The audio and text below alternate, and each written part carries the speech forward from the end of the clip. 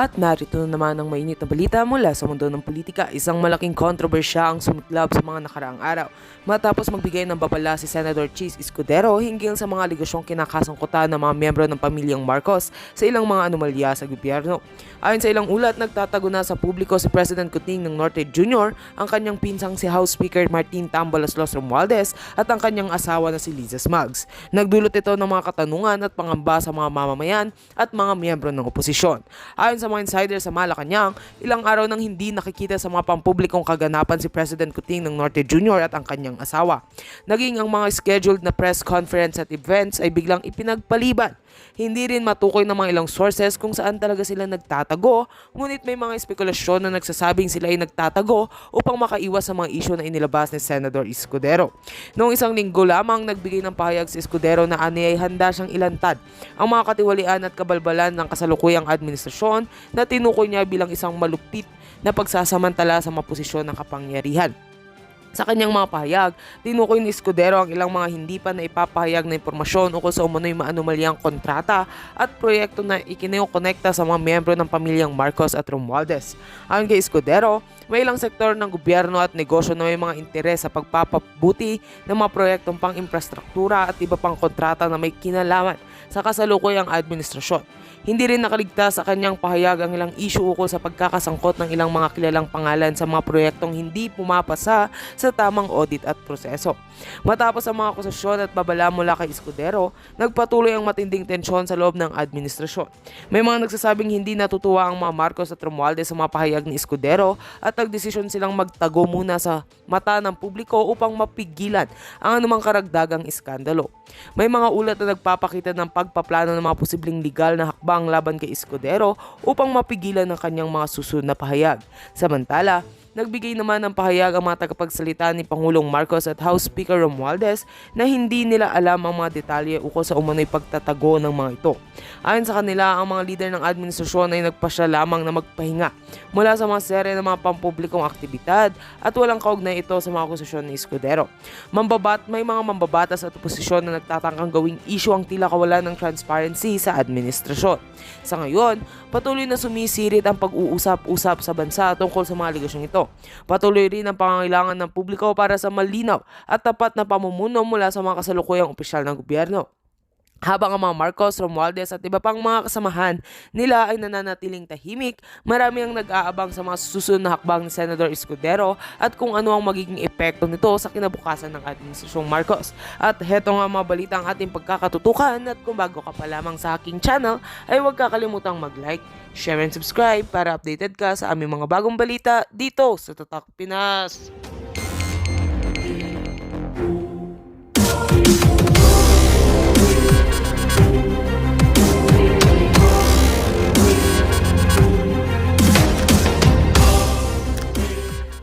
Wala siya, may panawagan siya sa administrasyon ngayon sa gobyerno.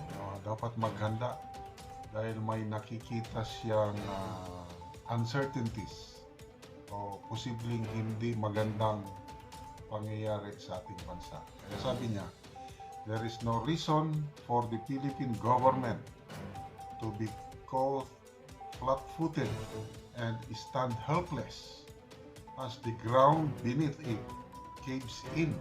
Medyo mabigat ito, malalim.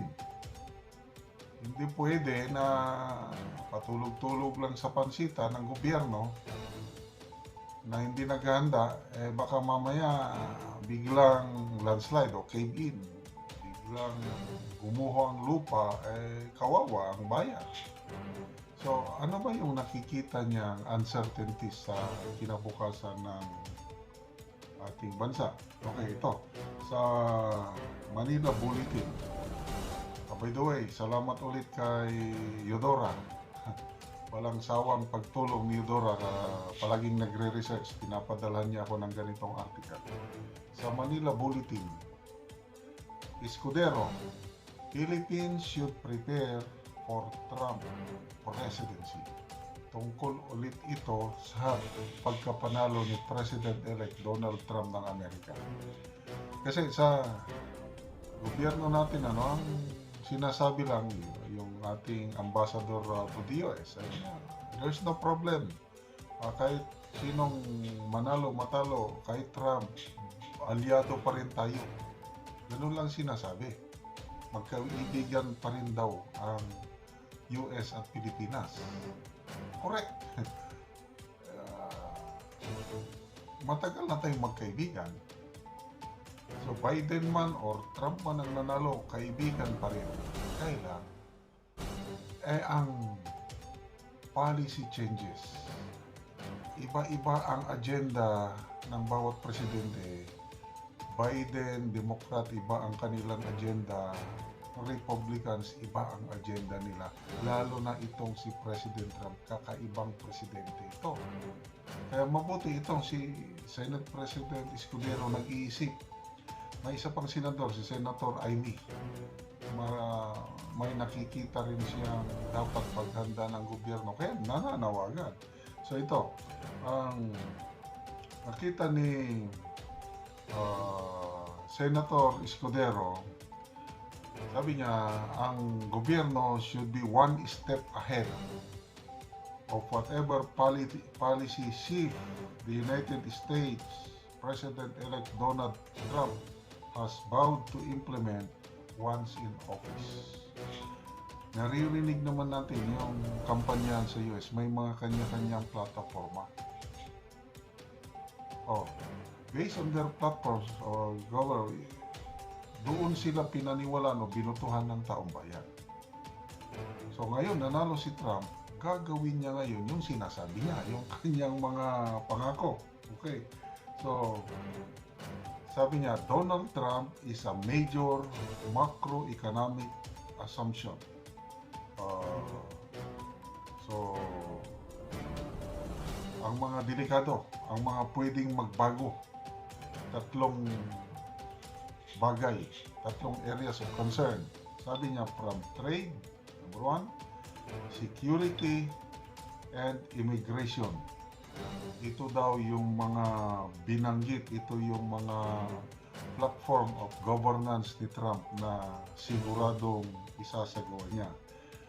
Sabi niya, from trade to security to immigration, what he said he plans to do. Some on day one of his administration would certainly impact us. Maaapektuhan tayo pag isa katuparan na ni President-elect Donald Trump yung kanyang policy na ikinampa niya. So, ito sa illegal immigrants. Sabi ni Senator Escudero, more or less, may estimated 300,000 vulnerable Filipinos na maapekto. Baka ito na daw yung magkakaroon ng greatest mass deportation in US history. At ito, inaasahan na sa Amerika.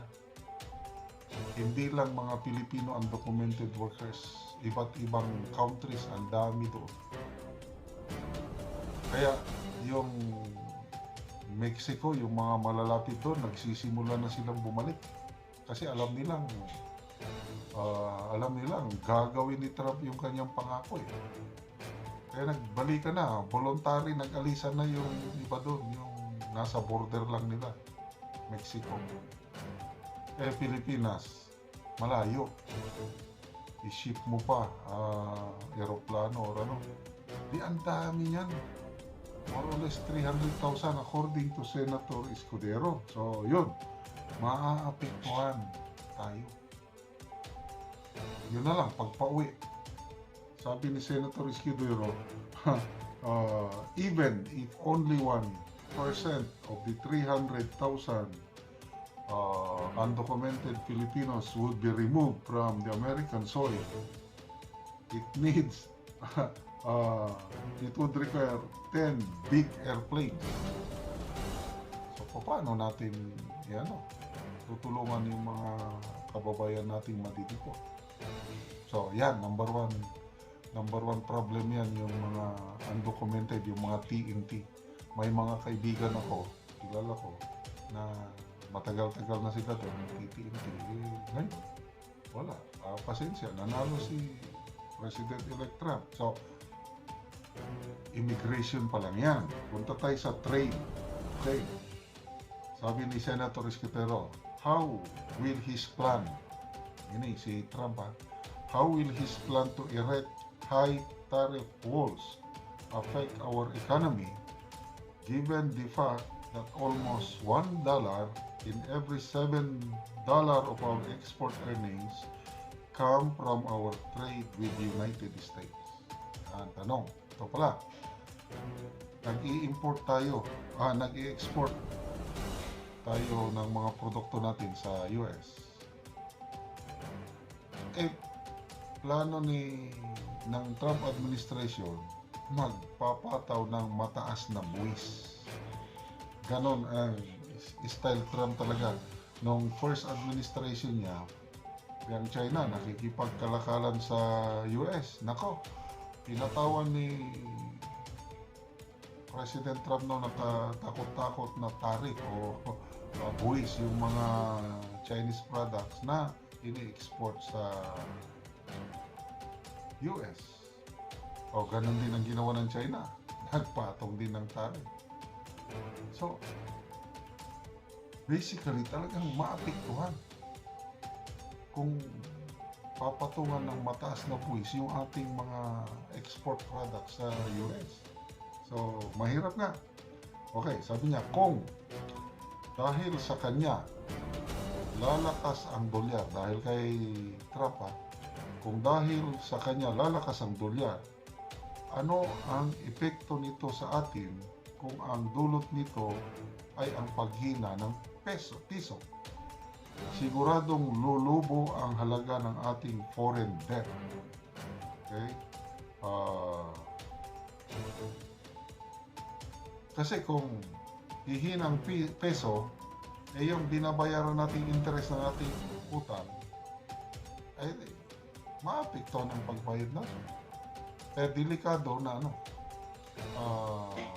itong Trump presidency, lalakas ang ekonomiya ng US, lalakas ang dollar, hihina ang peso. Okay, yon sa trade naman yon. Sa security naman, Trump proposed pivot on the diplomatic front will reduce global tension and settle wars, but these wins will impact our fiscal position. Ayaw ni Trump ng giyera. So, okay, that's good.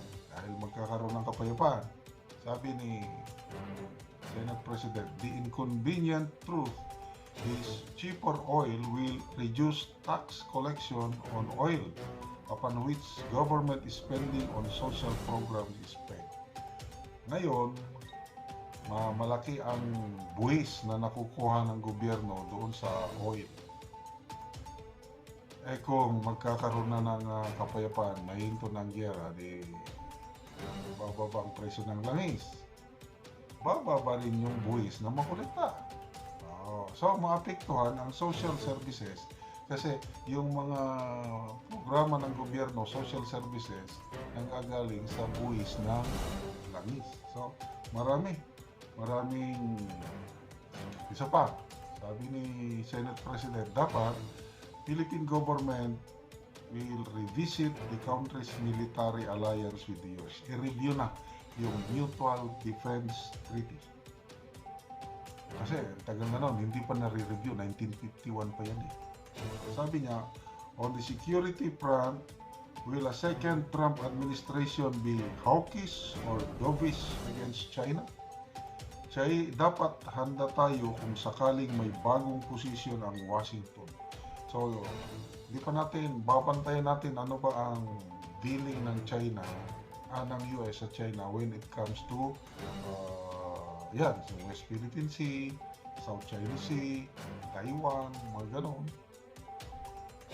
Iba ang mag-isip si President Trump, kaya talagang maraming pagbabago na mangyari. At tama itong panawagan ni Senator Escudero, pati si Senator Amy, halos ganito rin ang panawagan niya. Paghandaan natin para hindi tayo flat-footed, hindi tayo mabibigla. lipat lang sa confidential sa lahat ng audit na ginagawa sa aming opisina sa Office of the Vice President is in the Commission on Audit. So, as we said from the start, we have been fully cooperating with all the AOMs, answering all the questions of the auditors. And Last na po, medyo bold na daw po yung relationship niyo with Senator Jaime, who is your friend. sinabi ko yung relationship namin, sinabi ko lang, nung pinessage ko siya, po yung kanyang reply. But sinabi naman niya sa akin na hindi daw siya po. Then wala kami problema. Regular, exchange messages. Next question, Sir Ongo. Pwede sa rin how is the audit is sa mga po ng sila yung officer? Actually, sir, napag-usapan na namin yan, pero nakalimutan ko yung numbers. But around, ayaw ko magbigay ng number kasi nakalimutan ko yung number, sir. But napag-usapan na namin yan, kung meron pa mga personnel ng OVP na matatanggal, yung budget fund. Yes, nung examine namin pa isa-isa by line item kung ano yung affected sa ginawa na OVP budget sa General Appropriations Bill, nakita namin na ubus lahat ng COSP na construction. So how po, how many Philippines would have like the It's on the Vice President said, okay, po, President. I hope this the question to the Philippines. Papunta pa tayo.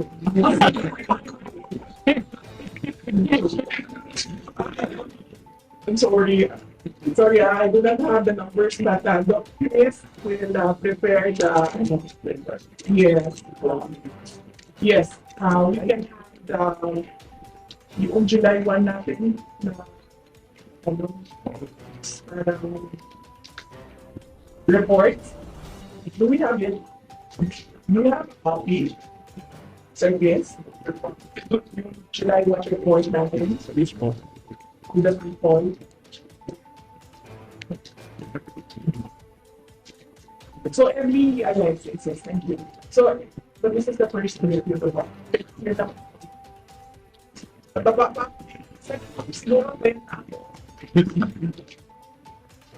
So every year we have a report, sir.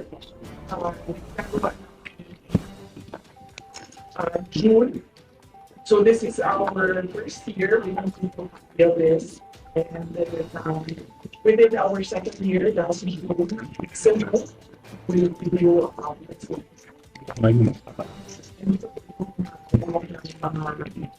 compliments ng sa mga flagship projects. Na ang first piece was the focus. We just put up a bigger winner on the piece again. gamay. Ako to. Wala. Ngayon, personal decision mo na as of this moment, personal decision mo, one works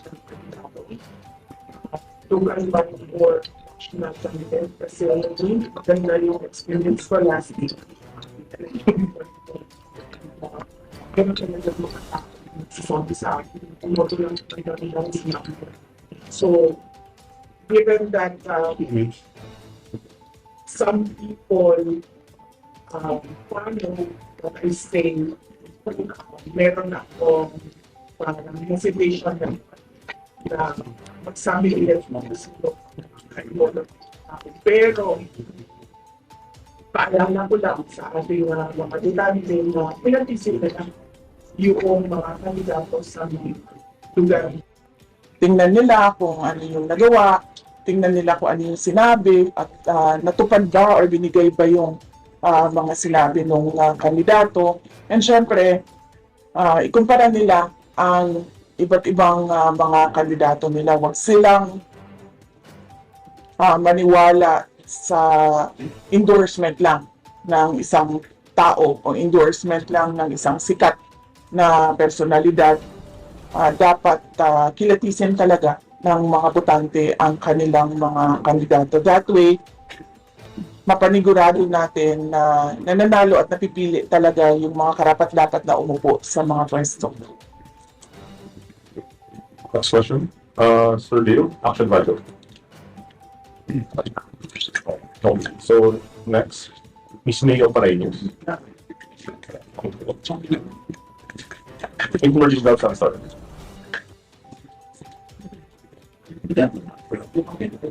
Okay na. Pwede mo. Yes, sir. Wala. Oh. Kailan tayo makita? Wala pa kayong tanong. Carla. Yung apat nilang staff, they were slightly working with them. How would you describe that? Is that completely motivated or they justified inside for themselves? Lahat sa simula pa lang ma'am nagsabi na talaga ako na the hearings in the House of Representatives are politically motivated. Unang-una, nagsimula yan last year, di ba? Kung maalala ninyo, nagsimula talaga yan last year sa confidential funds.